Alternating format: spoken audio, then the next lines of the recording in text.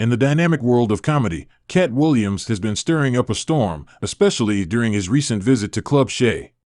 There, Katt unleashed a barrage of critiques aimed squarely at some of the biggest names in the industry. A significant part of his fiery interview was dedicated to none other than Steve Harvey. Long hailed as a comedic giant, with some even dubbing him the unrivaled monarch of humor, Harvey's standing has been unchallenged until now. Katt boldly stepped up, unveiling what he believes to be the unsavory underpinnings of Steve's glittering success. Williams paints a picture of Harvey that's far from flattering, suggesting a Faustian bargain at the heart of his rise, a journey marked by joke theft, ostentatious self-promotion, and cozying up to the Hollywood elite. Katt doesn't just throw around baseless claims, he asserts he's got tangible evidence to back his bold assertions. So, what skeletons has Katt uncovered from Steve's closet, and what lengths did Harvey go to in his quest for stardom? The details are just waiting to be unraveled. Silence is golden, especially when paid for, seems to be a rule in showbiz, as noted by Katt. The history between him and Steve Harvey is far from cordial. For years, Katt has been vocal about Harvey's alleged joke-stealing antics and more. Their feud hit a fever pitch in 2008. It was then that Katt publicly challenged Harvey's status as the undisputed king of comedy. Jamie Foxx played host to this drama on his Sirius XM Foxhole radio show on December 19, 2008, airing a clip of Katt's bold declaration that he'd dethrone Steve at their upcoming year-end show. In response, Steve remained unfazed, deflecting Katt's barbs with a mix of dismissal and astonishment, citing an earlier reconciliation over the phone. He likened the situation to wisdom from his grandfather: only moving targets, like the moon, attract attention, and barking dogs don't bother with stationary cars. Refusing to back down, Katt turned his New Year's Eve performance into a scathing roast of Steve, targeting everything from his appearance to his professional trajectory. Yet, Katt's most recent appearance on Club Shay reignited the flame. He accused Steve of plagiarizing the concept of his show from Mark Curry's Hanging with Mr. Cooper. According to Katt, Harvey's show where he plays a suit-wearing principal is a rip-off, right down to Steve's hairstyle, which he claims is misleading black men about hairline perfection. But the allegations didn't stop there. Katt also took aim at Harvey's acting career, or lack thereof. He challenges the narrative that Steve was too busy with other commitments, suggesting instead that Hollywood had little appetite for Harvey's potato head persona. Katt quips that not one of Hollywood's thousands of scripts each year calls for a country bumpkin black dude with limited speaking finesse. Katt even disputes Harvey's claims of past homelessness, alleging that during his tours with Mark Curry, Harvey was pocketing $3,000 per show. To Katt, Harvey's tales are attempts at rewriting history, a trait he likens to changing narratives about past relationships. The controversy doesn't end there. Katt reveals he was approached to be part of the next king of comedy, a proposition he declined. His refusal was rooted in not wanting to follow in the footsteps of the late Bernie Mac, whom he implies was wronged by Harvey and others. What unfolds from here in this tale of humor, rivalry, and controversy is a story still being written. One thing is certain: the spotlight on the real Steve Harvey, as seen through the eyes of Katt Williams, is only growing more intense. Then what transpired? I declined the offer. Why, you might ask? Because the disrespect shown to Bernie was something I was well aware of. Do you really think I'd stand by and let you demean Bernie and then come for me? I'm the next music monarch. The reason? Throughout Bernie's time, you paraded around as if you were the superior comedian. Remember, you were the closing act because it was your show. Admit it, Katt asserted, launching a scathing critique of the tour. Despite featuring four comedic heavyweights: Cedric the Entertainer, Steve Harvey, D.L. Hughley, and the late Bernie Mac, Katt insisted it was essentially Steve's platform. He then delivered a stinging conclusion: Steve's ascent in comedy was only possible in Bernie's absence, implying that one can't surpass the best without humility. The original Kings of Comedy was a tour that showcased the cream of the comedic crop, gaining global acclaim for its sharp wit and impeccable timing.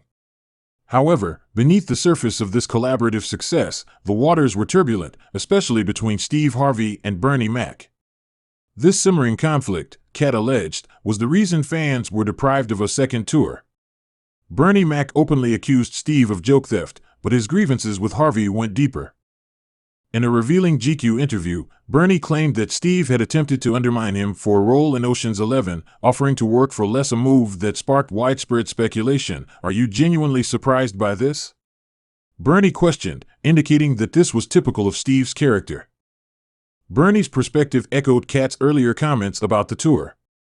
He stated that despite the tour's promotional aim to highlight 4 talents, it was predominantly a Steve Harvey show. The reason you were supposed to go last is 'cause it was your tour, Bernie challenged. He further noted that even when introducing his fellow comedians, such as Cedric the Entertainer, Steve's approach was self-centered. In 2009, Steve Harvey responded to these allegations, expressing initial dismay but ultimately dismissing them as false. He maintained that his rapport with Bernie was fundamentally positive and that the assertions in GQ were unfounded. In another interview, Harvey distanced himself from any aspirations of becoming a movie star and criticized the industry's ego-driven nature. Interestingly, Steve chose not to reach out to Bernie following the GQ interview, citing a lack of prior communication from Bernie about these accusations. This lack of dialogue deepened the rift between the two, turning their disagreement into a well-known secret within the comedy circuit. In 2022, Cedric the Entertainer shed light on this during his appearance on Club Shay, revealing that Mac and Harvey were always at odds, their dominant personalities clashing frequently. Cedric, aligning with Katt's stance, also refused an offer for a sequel to The Kings of Comedy due to the ongoing tensions. In the absence of Bernie Mac to tell his side of the story, his daughter, Janice Macula, stepped forward. In a video message, she expressed her admiration for Katt Williams, whom she never met while her father was alive. She praised Katt for his integrity and humor, acknowledging the impact of his words, which continue to resonate and redefine the narrative in the comedy world.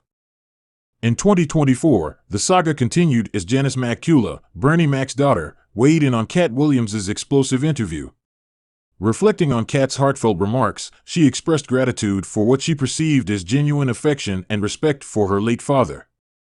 "I truly appreciate the sincere love and respect Katt Williams showed my father," Janice shared, acknowledging Katt's words as a testament to Bernie's integrity.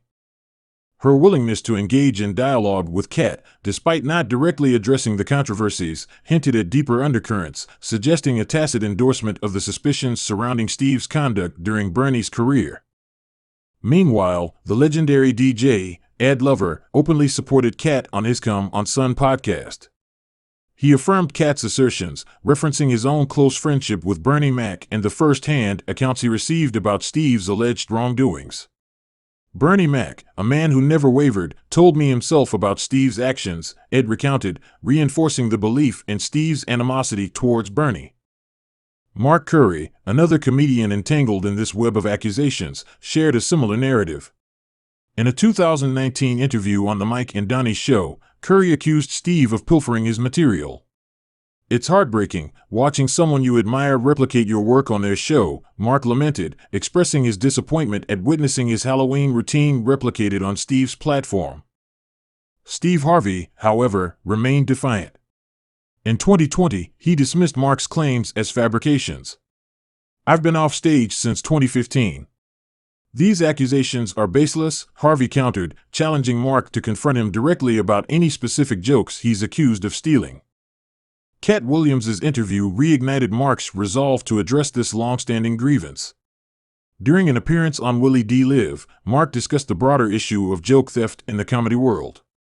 He emphasized his unique comedic approach and how it helped him identify when his work had been appropriated. "It's not about the money for them. It's about capturing a style that isn't theirs," Mark asserted, suggesting that Steve's alleged plagiarism was driven more by a desire to emulate than by financial need. Supporting evidence emerged from the fans, who unearthed archival footage showing the striking similarities between Mark's and Steve's jokes.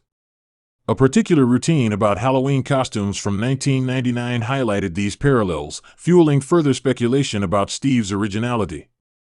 Despite the mounting evidence, Steve Harvey chose not to directly engage with these accusations. On January 17, 2024, he posted a cryptic video on his Family Feud show. Without naming Katt, he dismissed his detractors, citing a biblical verse from Psalms 23:5 to emphasize his indifference to their criticisms. You don't have to dignify your haters with a response, Steve suggested, choosing to rise above the fray in his public persona. In 2024, amidst the whirlwind of controversy, Steve Harvey chose a path of stoic silence, a stark contrast to the uproar around him.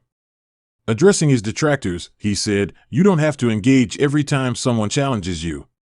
He alluded to a biblical wisdom, implying that his success, visible to all, is his response to his critics.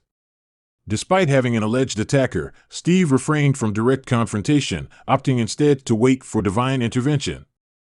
While he didn't explicitly mention Katt, the dots were there for fans to connect. Yet, this approach did little to deter Katt Williams from his crusade. Known for his unfiltered honesty, Katt has long positioned himself as a stark antithesis to Steve, condemning the alleged moral compromises in Hollywood. In a bold assertion, he implicated not just Steve but also Ricky Smiley and Cedric the Entertainer as part of a clique thriving on the theft of comedic material.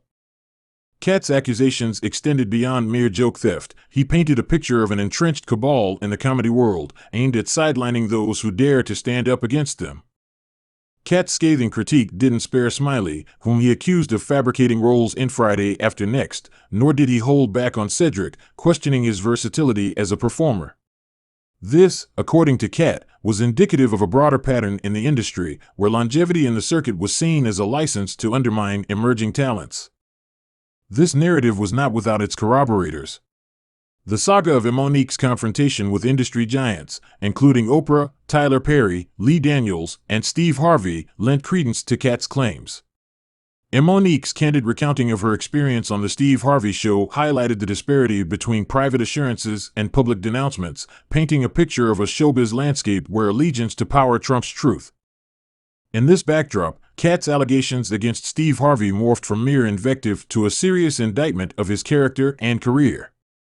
While Steve has chosen the higher ground, ignoring the clamor, the growing chorus of voices from industry insiders like Katt Williams threatens to disrupt the narrative he has carefully crafted over the years.